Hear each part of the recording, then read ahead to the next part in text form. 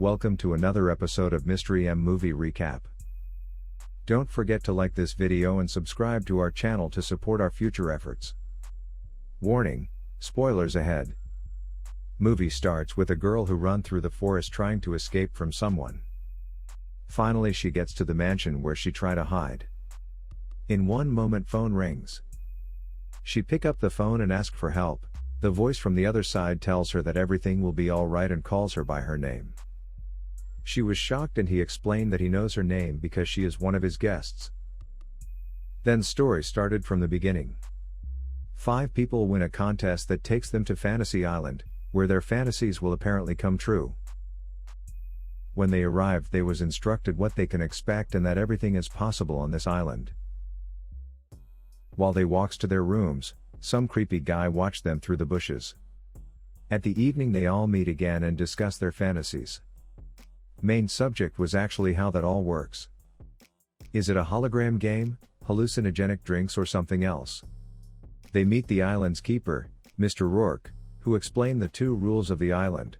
First was that there are only 1 fantasy per guest, second was warning that they must see their fantasies to their conclusions.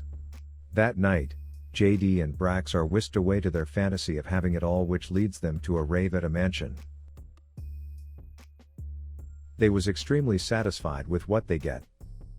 They partying all night, but in one moment something strange happened. Some creepy guy came to them and then vanished. The next morning, each of the remaining guests are taken to their fantasies. Gwen had totally different fantasy from the all other guests and she was questioned to the details by Mr. Roarke so he can provide her with best possible experience. She had some regrets from the past and that was destroying her from inside. Gwen was proposed one night in the restaurant by the guy she loved, but from some reason she said no. She also always wanted to have a child and happy family, but none of that happened. When she finished, Mr. Roarke showed her a door and said that her fantasy is waiting for her. Gwen opened the door and get shocked by realistic look of the restaurant where she was proposed. Then she saw hers past love, convinced that he came to the island only for this occasion. During their talk at the table she realized that he have no idea what she talking about and that everything took a place exactly how it was that night when she was proposed.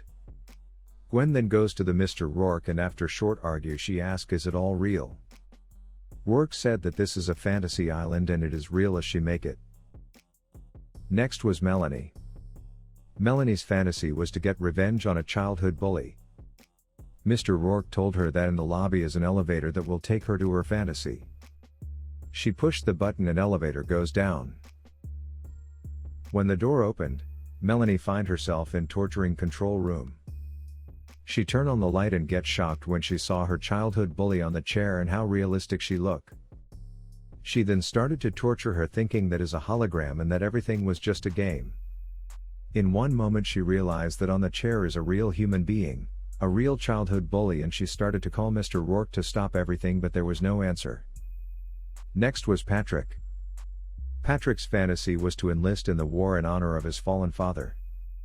While he walked through the forest, the creepy guy intercepts him and warns that this island is not what he think it is.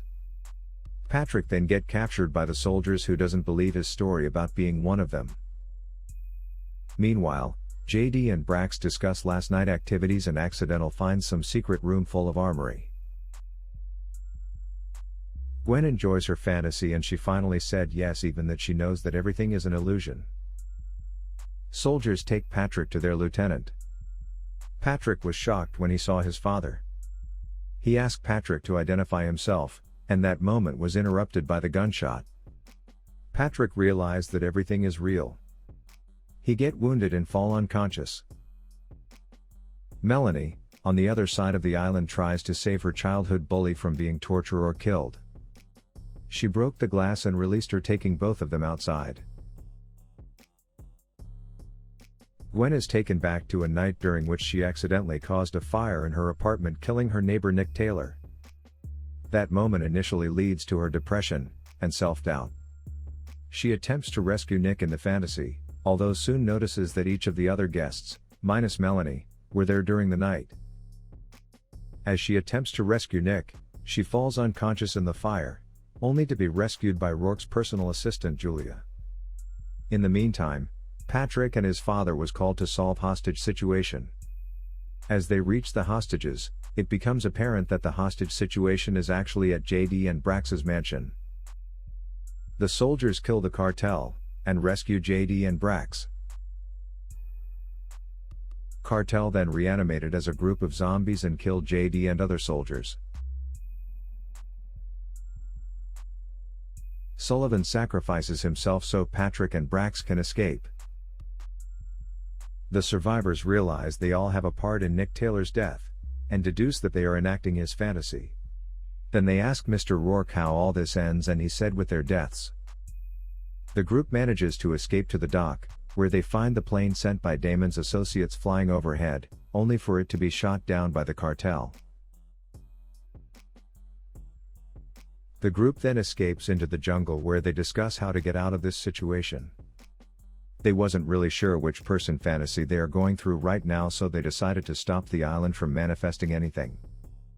They resolve to find and enter the hidden cave so they can destroy mystical rock that was the engine of the whole island and fantasy manifestation.